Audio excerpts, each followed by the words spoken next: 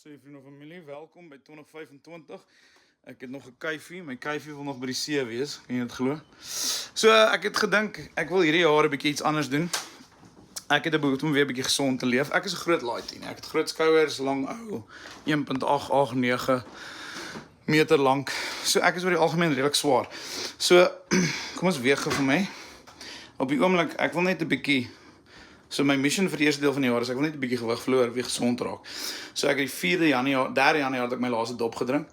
Ek gaan eers vir 4 April 'n dop drink. Dis op my verjaarsdag. So op die oomblik, julle kan nou sien vandag is die 6de Januarie, ek weeg 133 kg, 0.85. So kom ons noem dit 134. 134. My mission is om gewig te verloor en 'n bietjie weer fiks te raak. So my eetplan is as volg. Ek weet ek het nie al die antwoorde in die wêreld nie. Maar Zaan, hy pel van my wat my bietjie help met die oefeninge, gaan my ook nou 'n bietjie regryk as ek verkeerd gaan. Maar ek is op hierdie ding, ek het dan baie mense gepraat. Hierdie is een van die beste shakes wat jy kan kry in Suid-Afrika, die MPL Platinum Whey Protein Plus, en die plus sê.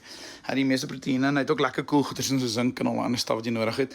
Dan kap ek hom saam met 'n gluten-free oats, want ek is maar gluten intolerant. En dan gooi ek maar net oor, dan het ek 'n bietjie sugar-free peanut butter wat ek kan gooi.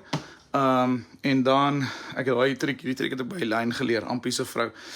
En dan gaan ek maar net 'n bietjie alkaline powder ook ingooi net om die acidity reg te kry in my bloed. Dan in die aande, julle moet nie vir my vloekie. Okay, ek verstaan daar's pros en cons, maar dis net vir die eerste maand. Gaan ek hierdie bad doen. Elke aand 'n steak eet.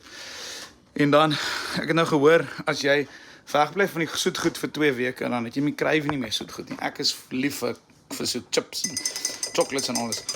So ek gaan nou vir die eerste rukkie so groot pak Zylinol by iemand persent gekry na die dag. Wat is dit goed? Zylinol of something. Ek gaan actually wegbly hiervan af, want blykbaar as jy te veel eet dan loop jy maagie. Ek sê dis al vir die. Maar wat ek wel gaan doen is ek gaan bietjie koolslaai maak. Dus ek koop 'n kool en dan kap jy hom op, dan gooi jy 'n bietjie mayonnaise by. Ek weet dit breek die reëls, maar dit is net om die ding palatable te kry want ek haat groente.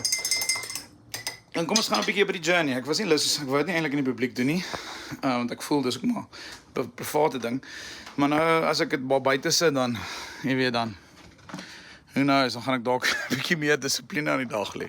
So, 6 Januarie, ek is op 134 kg. Let's see what happens from here. Julle kan my accountable hou as ek begin verder opswel.